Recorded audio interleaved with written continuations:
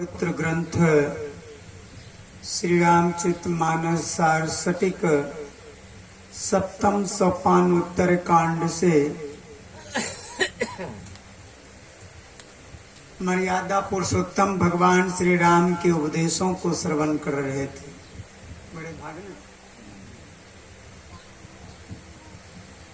इस मनुष्य शरीर की विशेषता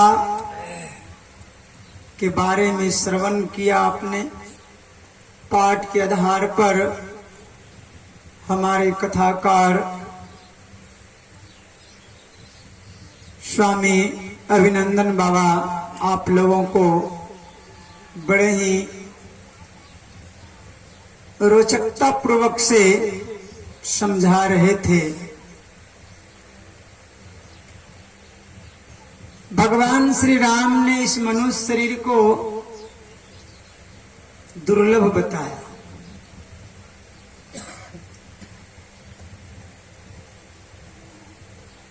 ये दुर्लभ शरीर प्राप्त है। किसको प्राप्त है?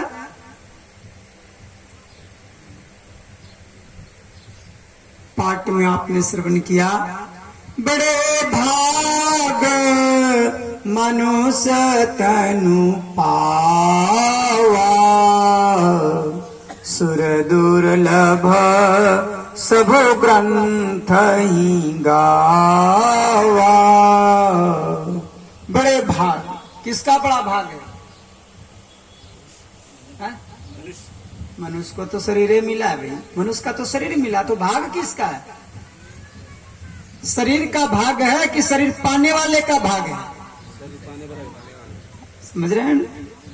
शरीर, ये मनुष्य शरीर जिसको मिला उसका ना बड़ा भाग है। किसको मिला? जो कभी कुत्ता, कभी गधाहा, कभी कीट, कभी पतंग, न जाने 84 लाख योनियों में जो भटक रहा था, जिसको आप अपनी भाषा में जीव कहते हैं, जीवात्मा कहते हैं, जो कह लीजिए आप, उसी का ना, या आपका बड़ा भाग है कि शरीर का बड़ा भाग है? आपका ना बड़ा भाग है कि इतना सुंदर शरीर मिला। जैसे किसी को 5 लाख रुपया मिल गया तो रुपया का बड़ा भाग है कि मिलने वाला का बड़ा भाग है? तो जिसको मिला उसका ना बड़ा भाग है। समझ रहे हैं? इस जीव का बड़ा भाग है जो सुंदर शरीर मिल गया। भगवान कृष्ण से भगवान के परम भक्त उद्धव जी ने पूछा, प्रभु जब जीव पर आप प्रसन्न होते हैं, जीवों पर जब आप कृपा करते हैं, तो जीव को क्या देते हैं? भगवान कृष्ण मुस्कुराते हुए कहते हैं, जब मैं जीव पर प्रसन्न होता हूं, जब मैं जीवों का पुकार को स्वीकार करता हूं, तो मैं जीव को मानव तन प्रदान करता हूं। यही बात तो भी मर्यादा पुरुषोत्तम भगवान श्री राम ने भी कहा, कबहू की करी करुणा नर देही, कबहू की करी करुणा नर देही। करुणा करके अकारण स्नेह करने वाले वो परमात्मा भगवान जीव को ये सुंदर तन प्रदान करते हैं, मानव तन प्रदान करते हैं। उद्धव जी का मन संतुष्ट नहीं हुआ प्रश्न का, और जिज्ञासा हो गई उत्तर जानने का। पुनः उद्धव जी ने पूछा, प्रभु जब ऐसे मनुष्य शरीरधारी जीव पर आप प्रसन्न होते हैं, तब उस मनुष्य को आप क्या देते हैं? क्या देते हैं?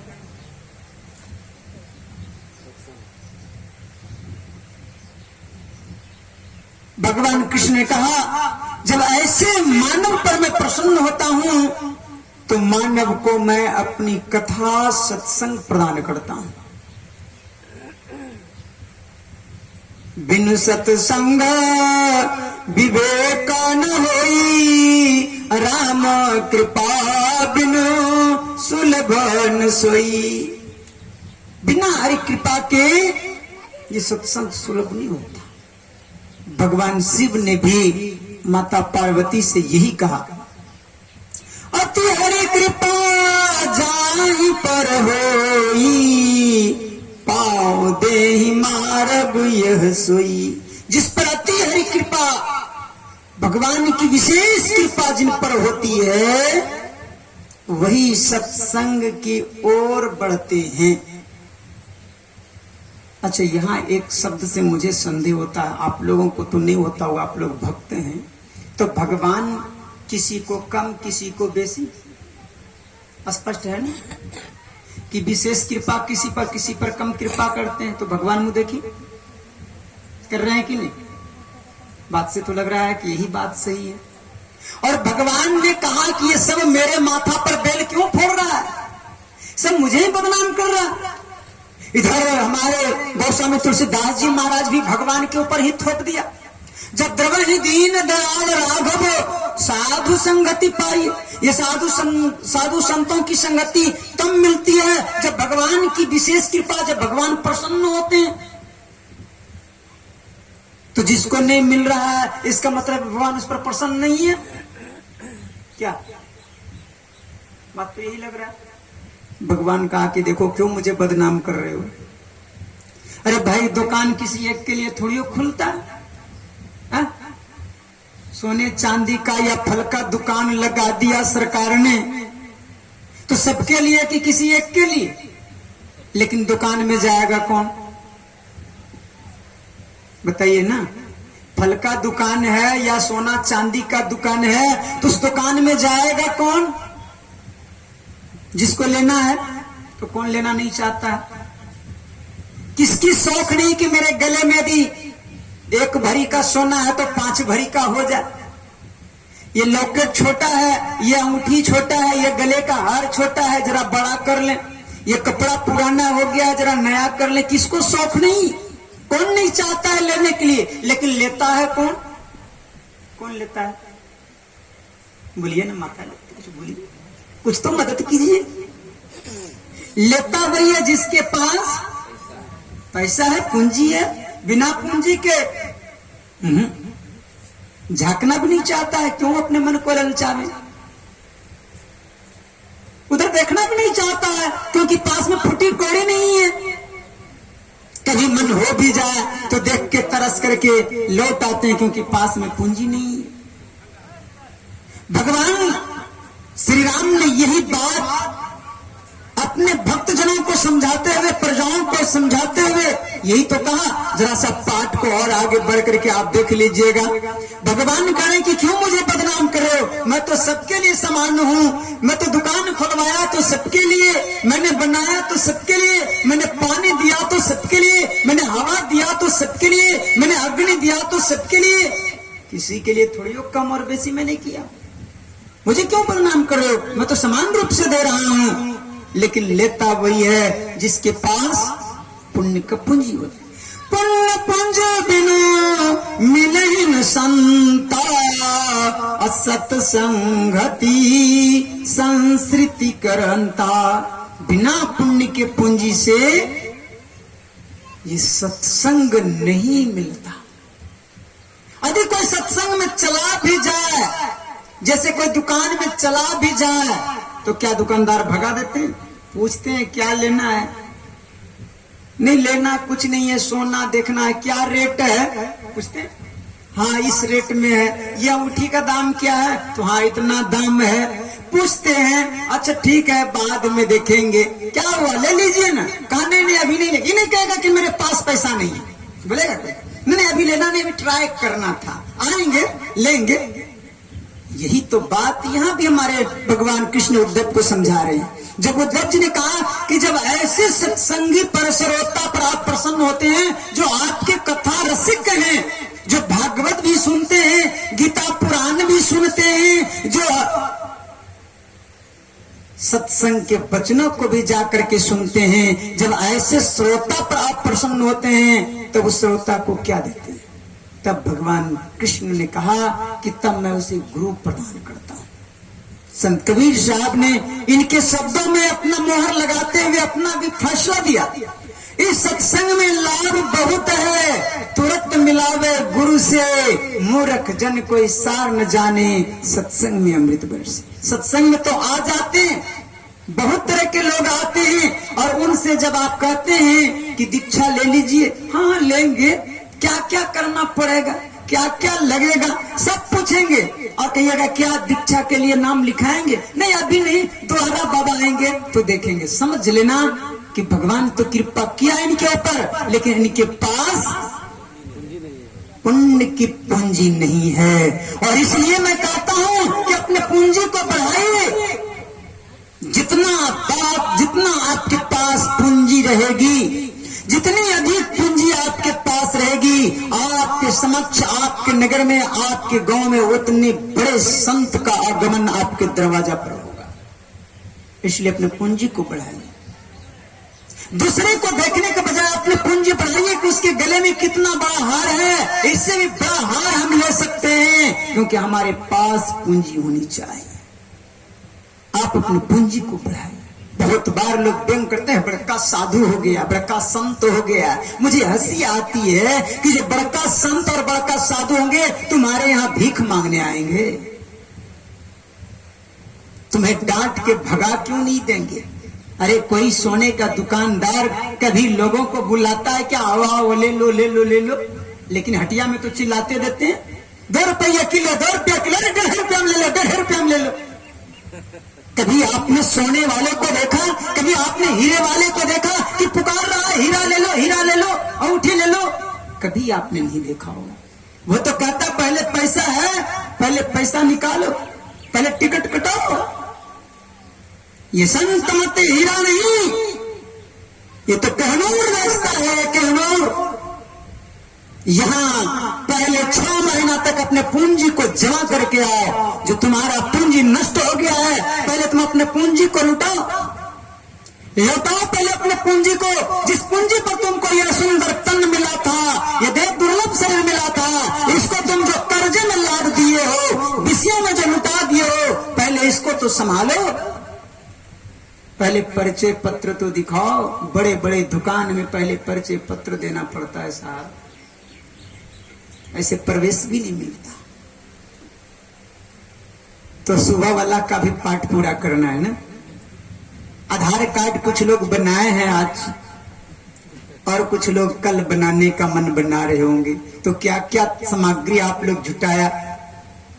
मैंने कहा था कि भाई आधार कार्ड आप बना लिए, नहीं बनाया तो इसकी दुर्दशा तो मैं बता दिया था कि आपको जेल जाना पड़ेगा, और फिर देश से निकाल दिया जाएगा। तो देश से जो निकालेंगे तो आप अपने स्वभाव से अपने देश में जाएंगे ना। यदि आप मुसलमान हैं तो पाकिस्तान जाना पसंद करेंगे, यदि आप हिंदू हैं तो नेपाल जाना पसंद करेंगे, यदि आप बौद्धिस्ट हैं तो लंका जाना पसंद करेंगे, यदि आप ईसाई हैं तो चीन जाना पसंद करेंगे, यदि और कुछ हैं तो जापान जाना पसंद करेंगे, रेगिस्तान जाना पसंद करेंगे। जहां पसंद करेंगे आप वहां जाएंगे, आप अपने स्वभाव अनुसार जाएंगे। ये सुंदर तन आपको जो मिला है, ये देश मानव रूपी देश में आपका आना हुआ है। यहाँ आपका जैसा स्वभाव है, यदि आपने आधार कार्ड नहीं बनाया तो या तो आपके पास पुण्य का पूंजी है तो जब्त कर लिया जाएगा, आपको स्वर्ग रूपी जेल में दे दिया जाएगा। यदि आपके पास पाप का पूंजी है तो भी जब्त कर लिया जाएगा, नरक रूपी जेल में दिया जाएगा, और वहां से जब निकालेगा तो अपने स्वभाव अनुसार देश में भेजा जाएगा। यदि आप मांसाहारी स्वभाव के हैं, मांस खाना ही पसंद करते हैं, तो 100% चांस है कि आप बिल्ली में जाएंगे, कुत्ता में जाएंगे, बाघ में जाएंगे, गिद्ध में जाएंगे। वो तो स्वभाव पर निर्भर करता है कि कैसा स्वभाव बना करके आप रखें। ये मैं नहीं कह रहा, आपके शास्त्र और अभी अभी पाठ में आपके रामायण भी यही बात की साक्षी है। अभी आपने सुना, आकर 4,84,000 जोनि भ्रमत यह जीव विनाशी। ये जोनी में भरमते हुए, ये अविनाशी नाशवान नहीं, अविनाशी जो नाश नहीं होने वाला है, ये भरमते हुए भटकते हुए आया है। यदि यहाँ पर ठीक नहीं किया तो परिणाम क्या होगा? फिर तो सदा फिरना बुझते हैं ना, लौट जाना, आ रहा था लौट गया, फिर गया, फिर तो सदा माया कर प्रेरा, काल कर्म स्वभाव गुण घेरा। फिर वहीं लौट जाओगे जहां से आए हो, 84 लाख भ्रम करके आए हो, फिर उसी 84 लाख में चले जाओगे। क्या कारण है जाने का? तो कहा एक पहला कारण है काल, दूसरा कारण है कर्म, और तीसरा कारण जो जबरदस्त है वह है स्वभाव। ये तीनों मिलेगा। समय का कुछ ऐसा चक्र चलता है, न चाहते हुए भी आपसे पाप हो जाता है। पिछले जन्म का कर्म कुछ ऐसा है, गलती नहीं किए फिर भी फांसी लग जाती है।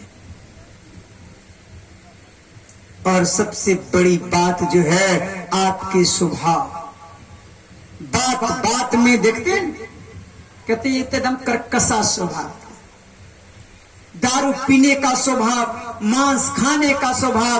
अब कुत्ता को आप कितना बढ़िया बढ़िया दाल भात रोटी चावल दे दीजिए और उसके सामने एक टुकड़ा सड़ा हुआ मांस लुढ़का दीजिए, दाल भात पहले खाएगा कि पहले उसको खाएगा? समझ रहे हैं ना बात को?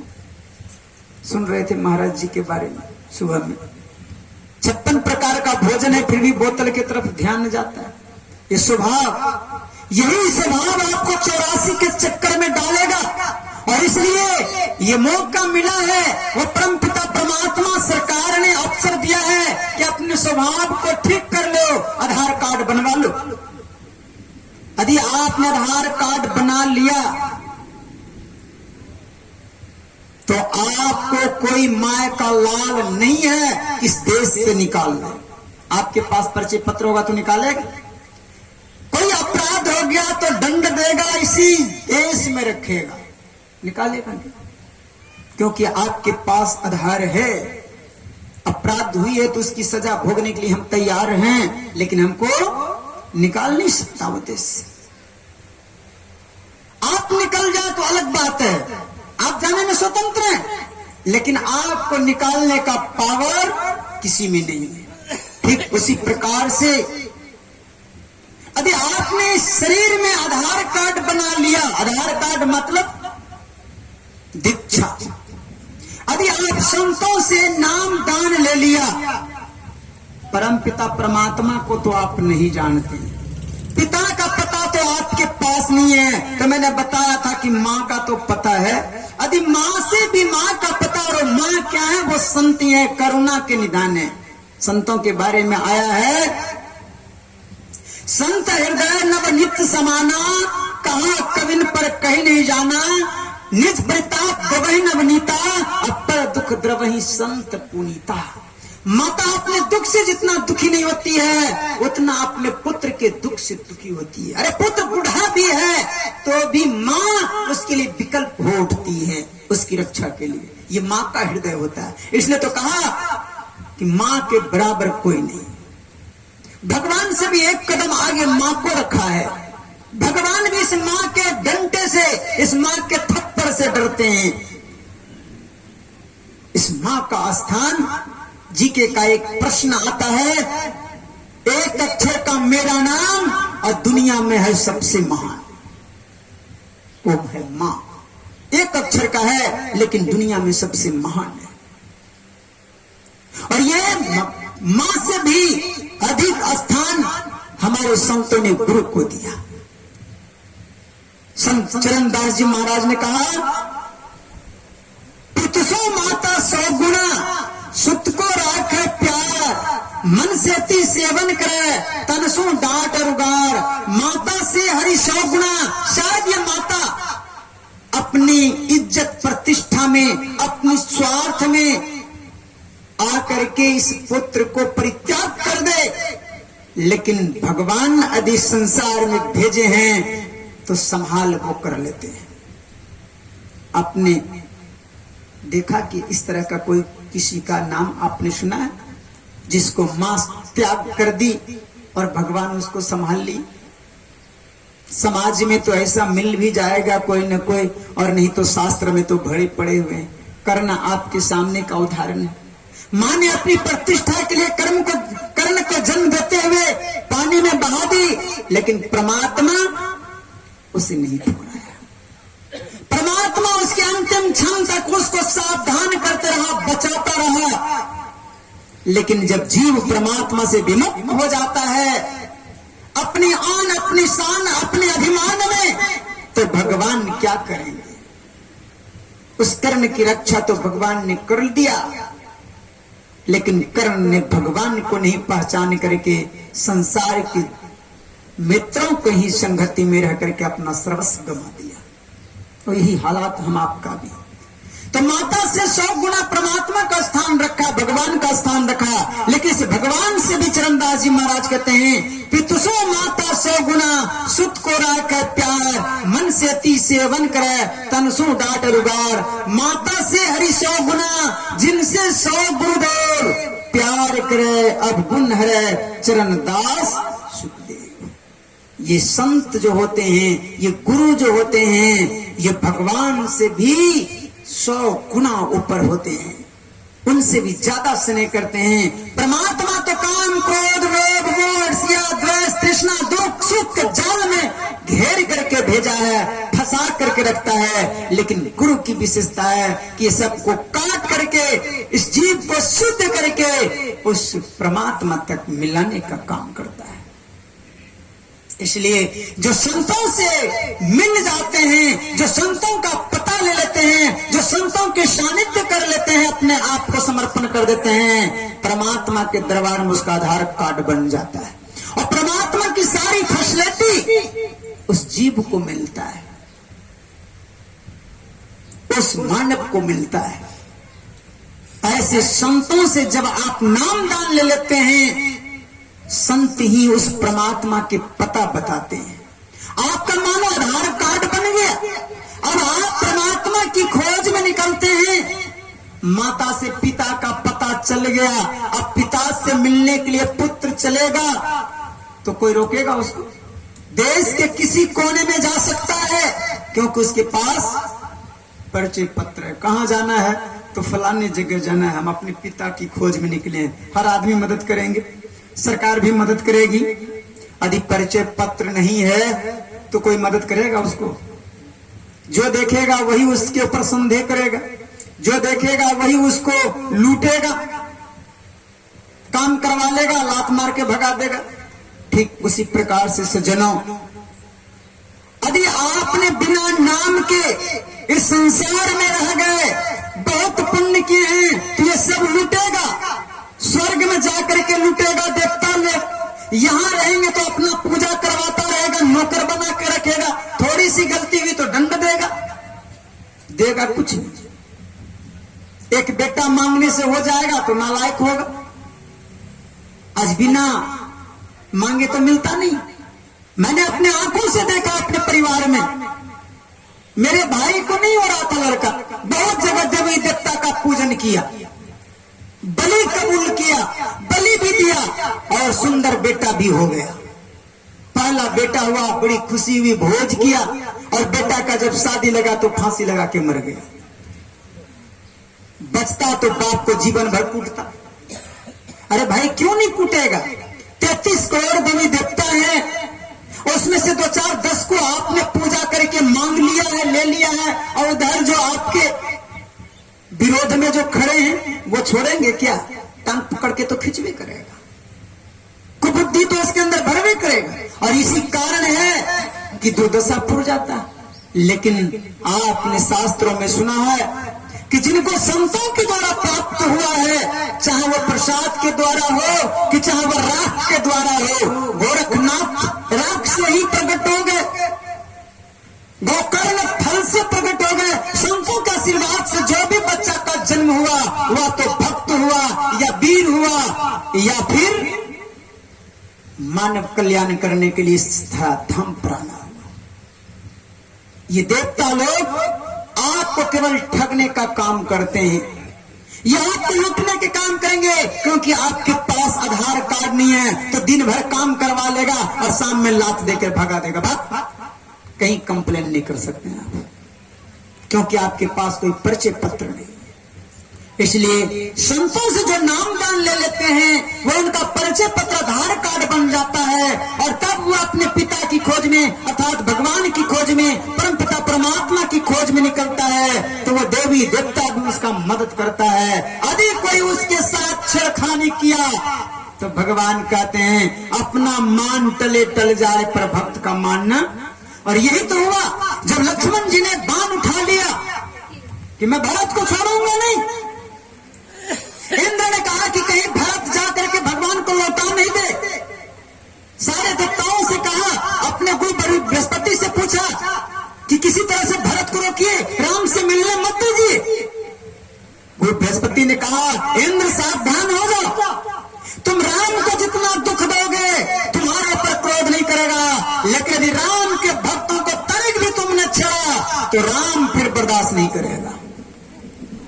वो अपना मान अपना दुख तो बर्दाश्त कर लेते हैं पर भक्तों के दुख बर्दाश्त नहीं करते। जो ऐसे भक्त होते हैं उनको मजाल नहीं है कि ये देवता उनके साथ कोई छेड़छाड़ करे, यदि कर भी दे तो इनकी मौज है, भगवान भी उसमें हस्तक्षेप नहीं करते। जिनके झांकी में आप बैठे हुए हैं, इनके एक भक्त बाराहाट बौसी के बभनगामा की घटना है। गुरु महाराज के आशीर्वाद से कहिए बेटा हुआ, बड़ी अनुनय विनय के बाद तीसरे पन में जाके बेटा हुआ था, और बेटा के खुशी में सत्संग रखा था और महाराज जी का प्रोग्राम लिया। सदगुरु महाराज उसमें स्व शरीर में थे। गुरु महाराज जी ने समय देख करके समय दिया, गांव में जाकर के बताया, गांव में उत्साह, अरे हमारे गांव गुरु महाराज आएंगे। पूरे गांव को एकत्र करके भव्य आयोजन का आयोजन किया गया। गांव वाले कहा जो भी कमी होगा हम लोग भी मदद करेंगे, बढ़िया सत्संग होना चाहिए। और जब निर्धारित समय आया तो पूरा रोड में झाड़ू लगाया गया, पानी छिटा गया, फूलों से सजाया गया, सुंदर पंडाल बनाया गया। और गुरु महाराज का कल आगमन है तो उनके स्वागत में भी जाना है, सब तैयारियां हो रही है आज। लेकिन विडंबना देखिए, या कहिए परीक्षा या कहिए विधाता का खेल।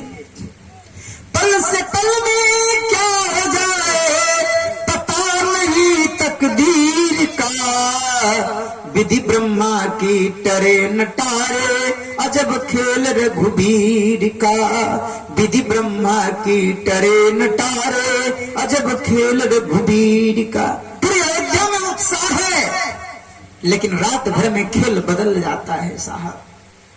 उसी तरह से पूरे नगर में यहां भी उत्साह है, परिवार में उत्साह है, लेकिन रात में सब खेल बदल जाता है। जिस पुत्र के लिए सत्संग हो रहा वही रात में ही दम तोड़ देता है, मर गया।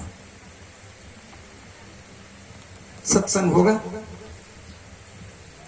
यदि लोग जान जाएंगे किसका बेटा मर गया तो सत्संग होगा। भक्तों की परीक्षा बड़ी कठिन होती है, और भक्ति में यदि भाव नहीं है, समर्पण नहीं है, तो भक्ति सफल भी नहीं होती है। भक्ति में तो भाव और समर्पण चाहिए, संतों में श्रद्धा चाहिए, प्रेम चाहिए। प्रेम बिना जो भक्ति है स्वनिष्ठिम विचार उक्त भरण के कारण जन्म गमायो। प्रेम और पसंद ये दोनों अलग चीज है, एक चीज नहीं। पसंद जब करते हैं आप तो किसी को तोड़ के अपने पास रख लेते हैं, और प्रेम करते हैं तो उसकी रक्षा में आप अपना पूरा समय लगा देते हैं, अपनी प्राण तक लगा देते हैं।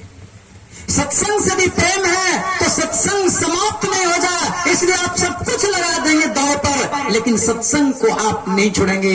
और सत्संग पसंद है तो कभी भी आप अपने घर पर करा करके फॉर्मेलिटी निकाल लेंगे।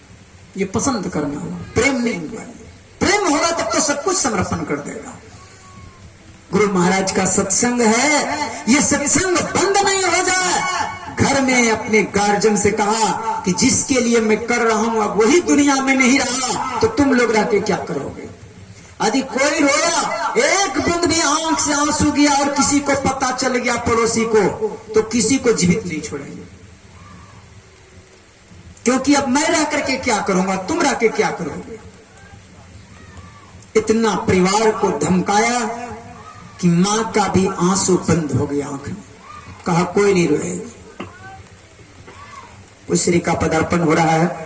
खड़े होकर के सम्मान में हम लोग श्री सद्गुरु महाराज की जय, श्री सद्गुरु महाराज की जय।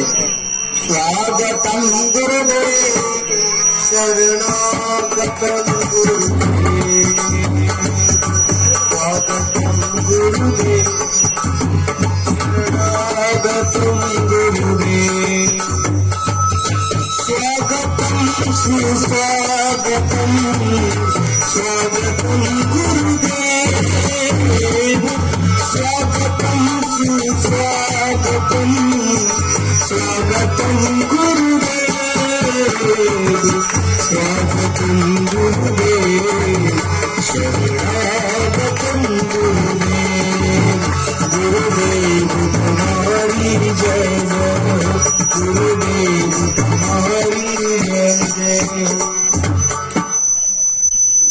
श्री सद्गुरु महाराज की जय, श्री सद्गुरु महाराज की जय।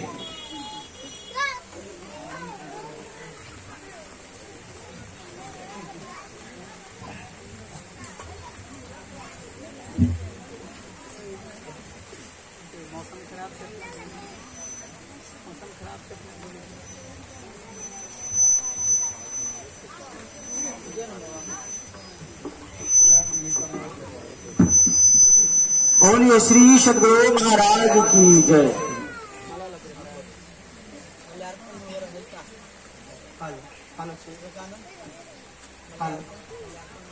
हालो जी, इसका तार कहीं गड़बड़ा रहा है क्या? हालो जी, देखो ना कहाँ तार गड़बड़ा है। हालो ठीक करो ना।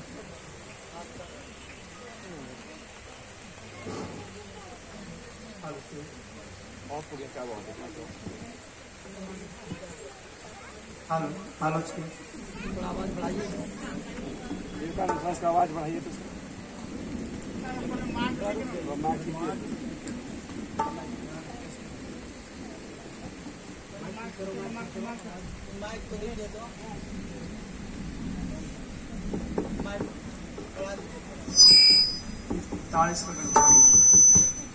हालो हालो चेक, हालो हालो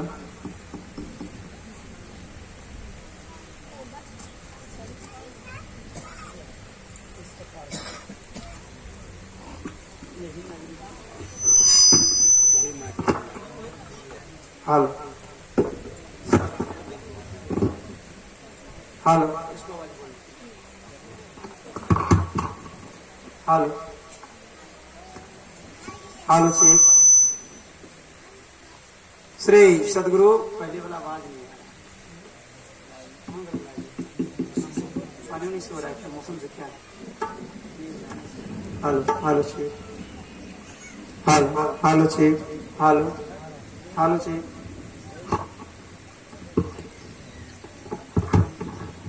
हालो। श्री सद्गुरु महाराज की जय। थोड़ा आवाज को बढ़ाओ इसको। तो मैं बता रहा था महाराज सद्गुरु महाराज की जीता जाता घटना। बच्चा के लिए परिवार में किसी को भी नहीं रोने के लिए साफ मनाही कर दिया, और सभी ने सोचा कि जो होना था भगवान पर भरोसा रख करके, सुख दुख दोनों है मेहमान, जो आवो उसको करो सम्मान। परमात्मा के दो मेहमान हैं, सुख भी और दुख भी जीवन में आते ही रहता है। सबने धैर्य बांधा कि चलो कम से कम गुरु महाराज का दर्शन हो जाएगा। तो किसी ने रोया नहीं, सबने सत्संग में लगा रहा। एक रूम में उस बच्चे को ढक करके रख दिया गया। सत्संग के लिए गुरु महाराज का जो स्वागत था उसमें कोई कुरकसर नहीं, कहीं भी कोई किसी को पता नहीं। भव्य स्वागत करके गुरु महाराज जी को मंच पर लाया गया, माल्यार्पण किया गया, स्तुति हुई, पाठ हुआ। गुरु महाराज का प्रवचन बहुत सुंदर ढंग से हुआ।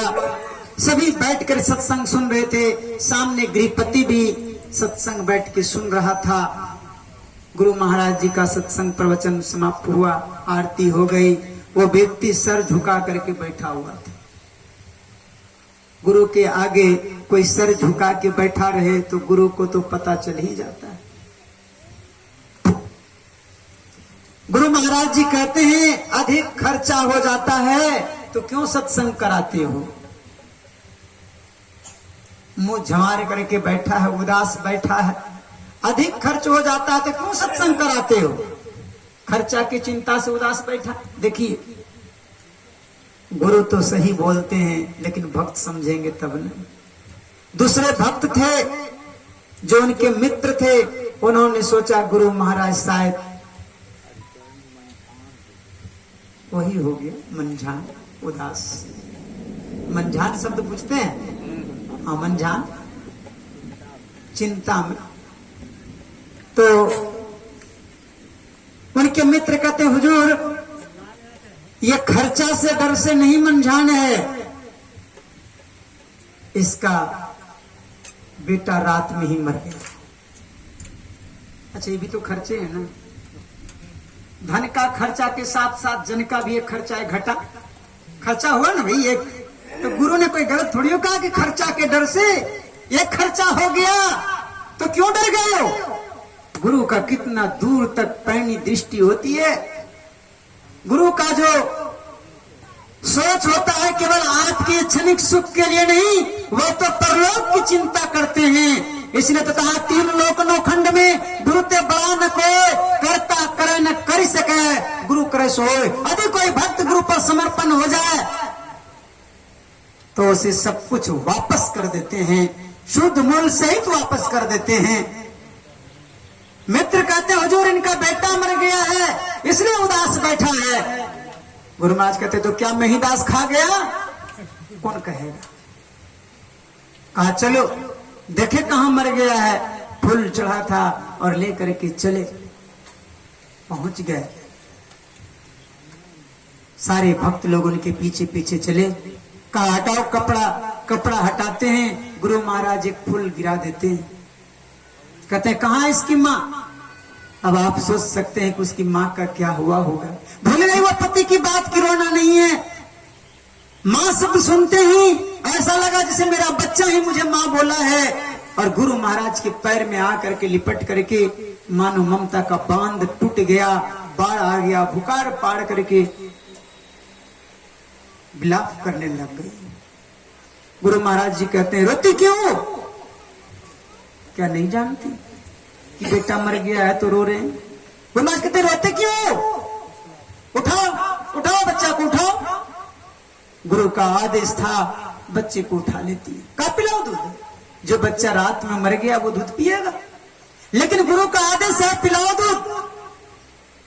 स्तन से लगाती है और बच्चा दूध पीने लगता है। श्री सद्गुरु महाराज की जय। ये होता है संतों की क्षमता, ये होता है संतों की ममता, ये होता है माँ का स्थान। इसलिए यदि कोई संतों से नामदान ले लिया, दीक्षा ले लिया, तो उसका आधार कार्ड बन गया। और उसका आधार कार्ड बन गया तो उसकी सारे पुण्यों का वो स्वयं मालिक हो गया। अब उसे कोई भी ताकत नहीं है किस देश से निकाल दे। यदि वह अपराध किया है, गलती किया है, किसी शरीर में आएगा, मानव के शरीर में आएगा, चाहे उच्च कुल में जन्म ले, किसी नीच कुल में जन्म ले, कि अमीर के घर में जन्म ले, कि गरीब के घर में जन्म ले, लंगड़ा बन करके ले, कि अंधा बन करके ले, आएगा इसी शरीर में। और यही शक्ति, यही भक्ति रूपी शक्ति वह पुनः उसे जागृत करेगा और अंधा को भी उस परमात्मा से प्राप्त करा करके वह पूंजी दिलाएगा, जिस पूंजी के बारे में भी आपको सुनाया। वो जिसको भी प्राप्त हो जाता है उसकी शक्ति हो जाती है। पिता की सारी शक्ति का उत्तराधिकारी, पिता की सारी पूंजी का उत्तराधिकारी कौन होता है? पुत्र होता है। ये जीव ये संत तत्व को प्राप्त करता है और उस परमात्मा से से मिलकर के वो परमात्मा की सारी शक्ति का उत्तराधिकारी हो जाता है। परमात्मा के पास कितनी शक्ति है, कितनी संपत्ति है। गुरु महाराज जी वर्णन करते हैं, ये प्रकृति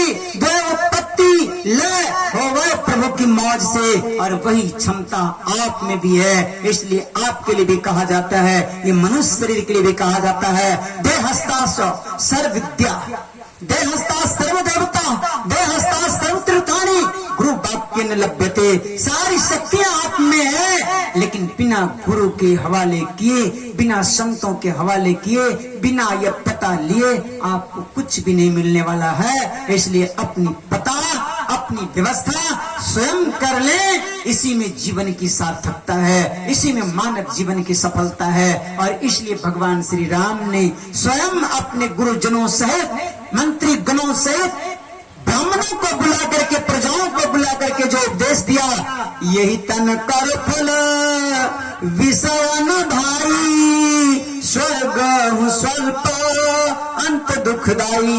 हे भाई, ये शरीर केवल विषय भोग के लिए नहीं है। यदि केवल विषय भोग में ही रह गया तो फिर सिर धुन धुन के पछताना पड़ेगा। काल ही, कर्म ही, ईश्वर ही, मिथ्या दोष लगा, अंत में तुम दुष्ट लगाओ। इसलिए शरीर केवल विषय भोग के लिए नहीं है। विषय भोग आप इंद्रियों के द्वारा करते हैं, लेकिन आप योग आत्मा के द्वारा करते हैं। इसलिए कुछ क्षण, कुछ देर आप आत्मचिंतन में लग जाएं, वह ध्यान जहां सारी इंद्रियां निश्चित पा जाए, जहां सारी इंद्रियां शायद हो जाए, वह स्थान इसी एकमात्र मनुष्य शरीर से संभव है। इसलिए भगवान श्री राम करें, यही तन कर फल विषय न भाई, स्वर्ग हो स्वल्प अंत दुखदाई। हे भाई, ये शरीर केवल विषय भोग के लिए नहीं है। सज्जनों, ये शब्द भगवान ने क्यों कहा? हम आप प्राय देखते हैं समाज में लोग पूजा पाठ अनुष्ठान में लगे रहते हैं और यही कहते हैं, मन चंगा तो कठौती में गंगा। सबको तो मालूम ही है। सब कहते हैं हम भगवान का नाम लेते हैं, भगवान का पूजन करते हैं। कोई भी सत्संग होता है हम जाकर के सुनते हैं, चाहे रामपाल बाबा का हो कि आसाराम बापू का हो, कि चाहे मेही बाबा का हो, कि चाहे कबीर बाबा को, कि चाहे जागो महादेव का हो। कहीं भी जाके सत्संग सुनते हैं, भागवत रामायण गीता कुछ भी हो, पूछते हैं कि दीक्षा लिए? बोले ना ना, हम दीक्षा फिक्षा नहीं लिए, हम सबको मानते हैं। कोई भी साधु हमारे घर से खाली नहीं जाता है, जो बनता है, जो गुरु महाराज की परमात्मा की कृपा से देते हैं। भगवान श्री राम ने ऐसे भक्तों को भाई शब्द से संबोधित किया, जो मांस नहीं खाता है, मछली नहीं खाता है, अंडा मुर्गी शराब नहीं पीता है, चोरी नहीं करता है, व्यभिचार नहीं करता है, हिंसा नहीं करता है, बहुत सज्जन है। ऐसे सज्जनों का तो सम्मान कौन नहीं करता है। भगवान कहते हैं, हे भाई, ये अति उत्तम है, लेकिन ये शरीर इतने के लिए नहीं है। हमारे गुरु महाराज ने भी कहा, निज तन में खोज सज्जन, बाहर में खोजना, अपने ही घट में हरि है, अपने में खोजना। ये काम सज्जनों का है, दुर्जनों से तो होगा ही नहीं। उसे तो कोई कहेगा ही नहीं दीक्षा लेने के लिए, लेकिन केवल यही पर रुक जाना ही दुख का कारण हो जाता है। जो नहीं समझता उसको तो भगवान श्री राम ने भी साफ कहा, मूर्ख। देख लीजिए, नर तनु पाई विषय मन देही, पलटी सुधाते सठ विष लेही। वो तो मूर्ख है जो मनुष्य शरीर प्राप्त करके और विषय रस में ही मस्त रहता है, जो मिला बस डाल दो। दो तरह के लोग हैं, एक जी रहे हैं खाने के लिए, अरे कल कौन देखने जाता है, जो है खाओ, ऐस मौज करो, क्या देखा दुनिया का, क्या आनंद लिया। हम लोग से पूछते, इसी उम्र में आप साधु बन गए, क्या दुनिया का आनंद लिए? कौन सा आनंद की बात कर रहे हैं आप, समझ रहे होंगे। मैंने कह दिया, मैं भी बहुत चाला आदमी हूं, मुंह में आता पटाख मैं बोल देता हूं। वो बूढ़े बाबा थे और उन्होंने कहा कि आप इसी उम्र में साधु बन गए, क्या लिए दुनिया का आनंद? मैंने बोला, आप तो पूरा दुनिया का आनंद ले लिए, आप क्यों नहीं साधु बन गए? अब क्या आनंद लेना खोज रहे हैं आप? तो बस चुप हो गए। अब क्या बोलते, छोट मुंह बड़ी बात। वो सोचे कि ये बच्चा से मुंह लगाना ठीक नहीं। तो किसे आनंद की बात कर रहे? जो विषय आनंद नहीं। तो संसार में दो ही तरह के लोग हैं, एक वो हैं जो जी रहे हैं खाने के लिए, और एक जीते हैं खाने के लिए। जी रहे, नहीं खाएंगे तो मर जाएंगे। तो क्या खाएं, कितना खाएं, इसकी हिफाजत, इसकी रखवाली करते हुए सावधानी पूर्वक से खाते हैं और भगवान का भजन करते हैं। लेकिन भगवान कहते हैं कि केवल नाम रूप में ही फंसे मत रह जाना, नहीं तो ये सब पुण्य तुम्हारा नष्ट हो जाएगा। ज्यादा से ज्यादा स्वर्ग जाओगे और स्वर्ग में पुण्य का नाश हो जाएगा, फिर 84 के चक्कर में आ जाओगे। इसलिए संतों से युक्ति जान करके साधन भजन करके इस आवागमन से मुक्त हो जाना, इसी के लिए मनुष्य शरीर मिला है। विशेष बातें फिर दूसरे दिन बताऊंगा। श्री सद्गुरु महाराज की जय।